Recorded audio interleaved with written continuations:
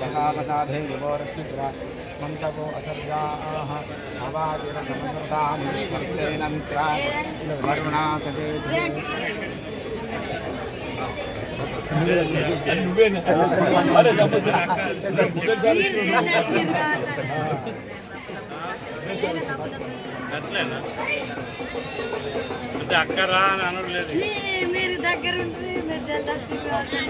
ओम तत्संयोरावृणीमहे गातुं यज्ञाय ओम शांति शांति शांति सहस्रशीर्षा पुरुषः सहस्राक्षः सहस्रपात् सभोविन् विश्वतो वृत्वात्यतिष्ठद्दयां पुरुष एवेदकं सर्वं यद्भूतयश्च भव्यम्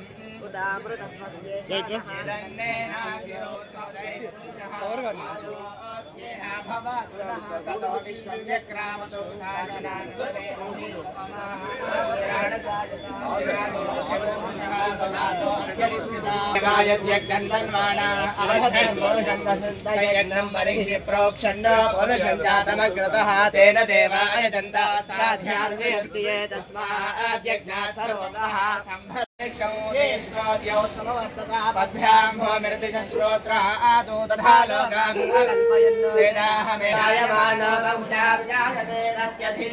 परिजानन्ति योनु मरेतीनां बलमिष्ठन्ति वेधसः यो देवेभ्य आतपति यो देवानां पुरो यो देवेभ्यो जातः नमो ऋचाय ब्राह्मणे अजं ब्राह्मं जनयन्तः देवा अग्रे तदब्रवन्नो यस्वैवं ब्राह्मणो विद्या तस्य देवा असन्वशे भीष्टते लक्ष्मीष्टपत्युः होरात्रे पार्श्वे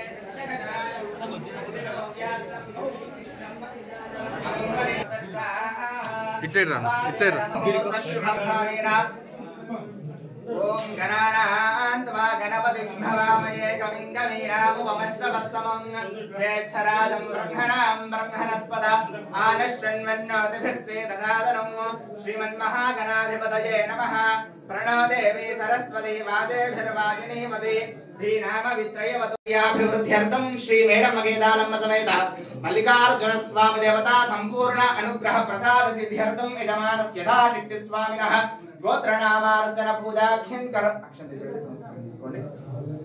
सद्यो जातं प्रपद्यामि सद्यो जाताय वै नमो नमः भवे भवेनादि भवे भवस्वमात् भवोद्भवाय नमः वामदेवाय नमो ज्येष्ठाय नमः श्रेष्ठाय नमः रुद्राय नमः कालाय नमः कलविकरणाय नमः बलविकरणाय नमः बलाय नमः बलप्रमदनाय नमः सर्वभूतदमनाय नमः मनोन्मनाय नमः घोरेभ्यो सर्वविद्यानाम् ईश्वरः सर्वभूतानां ब्रह्मादिपदर्ब्रह्मणोदिपदर्ब्रह्म शिवो मे अस्तु ओम ऊर्ध्वलिंगाय नमः ओम हिरण्याय नमः ओम हिरण्यलिंगाय नमः ओम सुवर्णाय नमः ओम सुवर्णलिंगाय नमः ओम दिव्याय नमः ओम दिव्यलिंगाय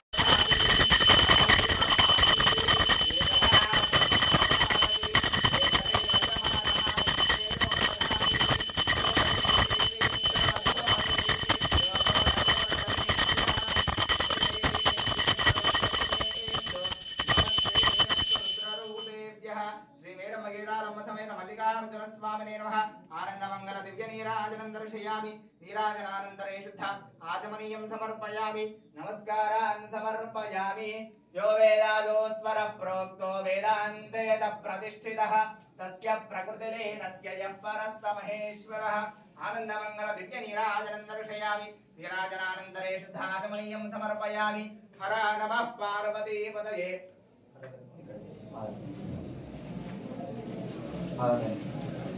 तांबूलारि सर्वोपचार पूजां परिकल्पयामि यो वेदादोस्वरः प्रोक्तो वेदान्ते च प्रतिष्ठितः तस्य प्रकृतिलीनस्य यः परः स महेश्वरः तांबूलादि सर्वोपचार पूजां परिकल्पयामि नमस्कारान् समर्पयामि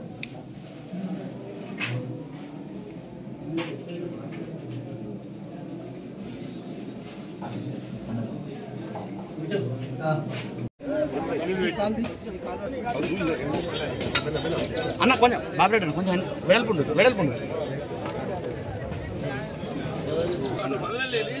పట్టుకో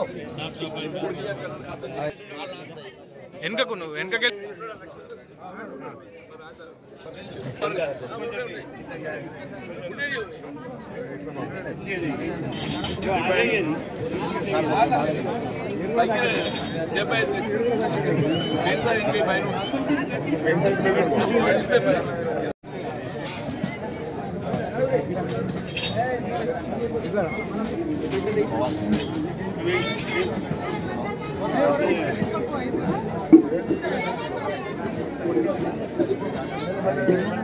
అన్న ఇంకొంచెం ఫోన్ అడ్డం పెడితే ఏమైతే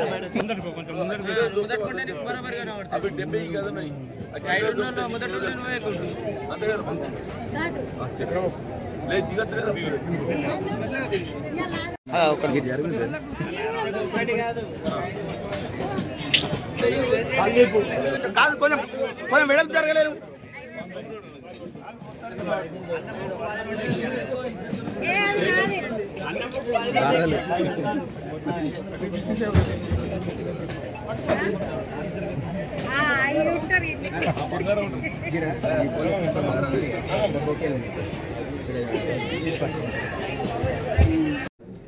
జగిత్యాల ప్రాంత నిరుపేద వర్గాల వారికి అందరికీ పూజనీయుడైనటువంటి మల్లన్న దేవుని దర్శించుకుని వారు ఆశీర్వచనం పొందటం లక్ష్మణతో పాటుగా ప్రతి సంవత్సరం వారి ఆశీర్వచనం పొందటం మేము ఆనవాయితీగా భావిస్తున్నాం.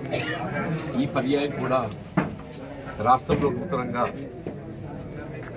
కాంగ్రెస్ ప్రభుత్వం ఏర్పడి రేవంత్ రెడ్డి గారు ముఖ్యమంత్రిగా బాధ్యతలు చేపట్టబడటం, మిత్రుడు అడ్లూరి లక్ష్మణ్ గారు ఏదైతుందో శాసనసభ్యుడిగా గెలుపొంది ప్రభుత్వ విప్గా బాధ్యతలు చేపట్టి వారు మొదటిసారిగా మల్లన్నపేట సందర్శించి మరి ఆ మల్లన్న దేవుని ఆశీర్వచనాలు పొందని రావడం జరిగింది. వాస్తవంగా తెలంగాణ రాష్ట్రం ఏర్పడి దశాబ్ద కాలం గడుస్తుంది. ఈ దశాబ్ద కాలంలో వాస్తవంగా ఏ లక్ష్యాల కొరకైతే తెలంగాణ రాష్ట్ర ఏర్పాటు ఉద్యమాన్ని చేపట్టబడడం జరిగింది, ఈ దశాబ్ద కాలంలో ఆ ఉద్యమ లక్ష్యాలన్నింటినీ కూడా నిర్లక్ష్యం చేసి నీరు గార్చి ఉద్యమ ఫలితాలు ఏవి కూడా ప్రజానీకానికి అందింపచేయలేకపోవడంతో ప్రజల్లో ఏదైతుందో మరి ఏ ఉద్యమ నాయకుడిగా భావించి కేసీఆర్కు ముఖ్యమంత్రిగా అవకాశం కల్పించబడడం జరిగిందో దాన్ని తిరిగి రాసే విధంగా చెప్పండి మార్పు ఆశించి రాష్ట్ర ఏర్పాటుకు నిర్ణయం తీసుకున్నట్టుగా కాంగ్రెస్ పార్టీ ఆనాటి యూపీఏ చైర్పర్సన్ సోనియా గాంధీ గారి పట్ల విశ్వాసంతో మరి కాంగ్రెస్ ప్రభుత్వం ఏర్పాటు కాబట్టడం, ప్రభుత్వం ముఖ్యంగా నిరుపేద వర్గాలకు అండగా నిలిచే విధంగా రైతాంగమే కానీ, రైతు కూలీలే కానీ, దళితులు బలహీన వర్గాలే కానీ, మహిళలు ఆడబిడ్డలే కానీ ప్రభుత్వం ఏర్పడ్డ మనము ఈ 3 వారాల్లో మనం గమనిస్తే నేను అనుకుంటే ఇక్కడ కూడా ఏ రాష్ట్రంలో కూడా ఏ ప్రభుత్వం కూడా ఇంత త్వరితగతిలో మరి ఎన్నికల్లో చేసిన వాగ్దానాలు అమలు చేయాలనే తలంపు చేపట్టారు. ప్రభుత్వం ఏర్పాటు చేయబడ్డ 48 గంటల్లో 7th నాడు ఏదైతుందో ఇలా ముఖ్యమంత్రిగా రేవంత్ రెడ్డి గారు బాధ్యత చేపడితే 9th డిసెంబర్ సోనియా గాంధీ గారి జన్మదినాన్ని పురస్కరించుకొని మొత్తం రాష్ట్రంలోని మహిళలు ఆడబిడ్డలు అందరికీ కూడా ఏదైతుందో రాష్ట్ర రోడ్డు రవాణా సంస్థలో ప్రయాణం చేయడానికి ఉచిత బస్సు సౌకర్యం కల్పింప చేయబడుతుంది.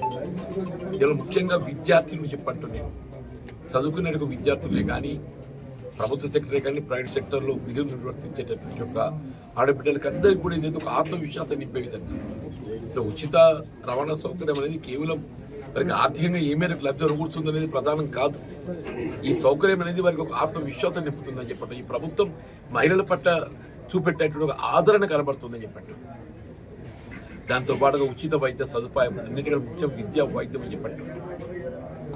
ఇవాళ వైద్యానికి సంబంధించి గతంలో ఆరోగ్యశ్రీ అంటే ఆనాడు వైఎస్ రాజశేఖర ముఖ్యమంత్రిగా అమలు చేయాలని పెట్టినటువంటి రాజీవ్ ఆరోగ్యశ్రీ తెలంగాణ రాష్ట్రం ఏర్పడిన తర్వాత అది ఏ విధంగా నీరు కాచబడ్డది, ప్రజానీకంపై ఏ విధంగా వైద్యం ఆర్థిక భారం కాబోతుందని గ్రహించి 10 లక్షల రూపాయల వరకు ఉచితంగా ఈ ఆరోగ్యశ్రీ వైద్య సేవలు అందించాలని చెప్పి తీసుకోవటం, దానితో ఇతర గ్యారెంటీకి సంబంధించి కూడా 10 లక్షల రూపాయలు పేర్కొంటాం. ఆ నిరుద్యోగ యువతకు ఉద్యోగ అవకాశాలు కల్పింప చేయబడటం, దీనికి అర్థమే కాకుండా విద్యార్థులకు ఉచిత విద్యా సౌకర్యం కల్పింప చేయటం ఏ ప్రభుత్వమైన బాధ్యత రాజ్యాంగం కల్పించిన హక్కు అని చెప్పండి. గత ప్రభుత్వం ఏదైతుందో ప్రభుత్వ పరంగా కల్పించాల్సిన విద్యా సదుపాయాలు ప్రభుత్వ పరంగా నీరు గార్చి ప్రైవేట్ సెక్టర్ ప్రోత్సహితులతోని ఇవాళ ఈ టీచర్స్ రేషనలైజేషన్ అనేటువంటి ఒక ఆలోచన తెరవికి తెచ్చి దాదాపు ఒక 5-6 వేల పాఠశాలలు మూసివేయడం జరిగిందని చెప్పారు ముఖ్యమంత్రి గారితో. ప్రతి హ్యాబిటేషన్లో తప్పకుండా విధిగా పాఠశాలలు నిర్వహించబడాలి, నిరుపేద వర్గాలకు విద్య అనేది అందుబాటులో ఉండాలనేటువంటి ఒక నేను ఉత్తర్వులు జారీ చేయడం హర్షించదగ్గ విషయం అని చెప్పారు. అట్లా ఏ స్థానికత ప్రాతిపదికన ఉద్యోగం చేపట్టినప్పుడు జరిగిందో ప్రైవేట్ యూనివర్సిటీస్లలో స్థానికతను కొల్లగొట్టే విధంగా, స్థానికతను నీరు కార్చే విధంగా స్థానికులు కేవలం 25% రిజర్వేషన్ కల్పించి 75% ఓపెన్ సెక్టర్ అంటే it's not limited even for Telangana also. మొత్తం దేశమంతా ఎక్కడికి వెళ్ళైనా, ప్రపంచంకి వెళ్ళైనా, ఎక్కడికి వెళ్ళి ఎవడైనా ఏది ఇస్తుందో ఇందులో విద్యా బోధన సౌకర్యం పొందుతుంది. అంటే ఏంటి, ఎవడైనా డబ్బులు ఉంది రాజ్యమయ్యా. స్థానికులు కేవలం 25% మాత్రమే సౌకర్యం. సామాజిక రిజర్వేషన్ ఏదైతే కేవలం 25% మందిలో మాత్రమే పరిమితం అవుతుంది. SC, ST, BC reservation. Rest 75% చేరిక అనేది ఆ యూనివర్సిటీ నిర్వాహకులు ఎవరు డబ్బులు ఇస్తే వాళ్ళ సీట్కి అమ్ముకునే విధంగా మన చట్టం రూపొందించింది. నిన్న ముఖ్యమంత్రి గారు రేవంత్ రెడ్డి గారు ఏదైతుందో ఈ ప్రైవేట్ యూనివర్సిటీ చట్టాన్ని ఏదైతుందో దాన్ని సమీక్షించి అందులో చేరిక, అందులో బోధకులు ఉద్యోగ అవకాశాలు ఏదైతుందో స్థానికులకే కల్పింప చేయబడే విధంగా తగు నిర్ణయం తీసుకోవడం జరుగుతుంది. అయితే పేర్కొనడం జరిగిందో ఇది మొత్తం యావత్ విద్యార్థి లోకం, నిరుపేద కుటుంబాలన్నీ కూడా చెప్పంటున్నాం. నిరుద్యోగ యువత అందరూ కూడా హర్షం వ్యక్తం చేస్తున్నారు. గౌరవ ముఖ్యమంత్రి గారికి ఏదైతుందో ఇవాళ నేను వారికి విజ్ఞప్తి, ఈ ప్రైవేట్ యూనివర్సిటీస్ చట్టాన్ని ఏదైతుందో మీరు తత్వమే సమీక్షించి అది ప్రభుత్వం తెలంగాణ రాష్ట్రం అసలు స్థానికత ప్రాతిపదికన చేపట్టబడ్డటువంటి యొక్క ఉద్యమ ఫలితం తెలంగాణ రాష్ట్రం. మరి తెలంగాణ రాష్ట్రంలో కల్పించబడేటువంటి ఏ సౌకర్యాలైనా అది సంక్షేమ కార్యక్రమం కానీ ఏ కార్యక్రమైనా కానీ చెప్పంటారు స్థానికులకే ప్రాధాన్యత ఉండాలి, ఇందులో అవకాశాలు స్థానికులకి ఉండాలని చెప్పంటున్నారు. మరి ఏ 25% మాత్రమే పరిమితం చేసి చట్టం రూపొందించిందో దాన్ని రివర్స్ చేయాలని చెప్పంటారు. 75% స్థానికులు రిజర్వ్ చేస్తూ 25% మీరు అవసరం వస్తే మీరు ఓపెన్ కేటగిరీ కింద వెసులుబాటు కల్పించారు. 75% స్థానిక రిజర్వేషన్ కల్పించడంతో ఏమైపోతుంది, ఈ 75% చేరిక మా ఎస్సీ, ఎస్టీ, దళితులు, బలహీన వర్గాలు, మహిళలు, ఆడబిడ్డలకి ఏదైతుందో ఇందులో రిజర్వేషన్ సౌకర్యం కల్పింప చేయబడుతుంది. ముఖ్యమంత్రి తక్షణం ఈ ప్రైవేట్ యూనివర్సిటీ ఈ బిల్లును ఏదైతుందో సమీక్షించి వాళ్ళు ప్రస్తుతం ఉన్నటువంటి ఒక చట్టంలో స్థానికులకు ఉన్నటువంటి 25%ని 75%గా మార్చేవి. ఓపెన్ కేటగిరీలో ఉన్నటువంటి 75% 25% కుదింప చేయబడే విధంగా అందులో కల్పింప చేయడం ఉద్యోగ అవకాశాలు కూడా బోధకులే కానీ ఇతరత్ర నాన్ టీచింగే కానీ teaching and non teaching post must be reserved for the local Telangana unemployed అనే విధంగా చట్టాన్ని మార్పు చేసి అమలు చేయాలని చెప్పని ముఖ్యమంత్రి సూచిస్తున్నాను.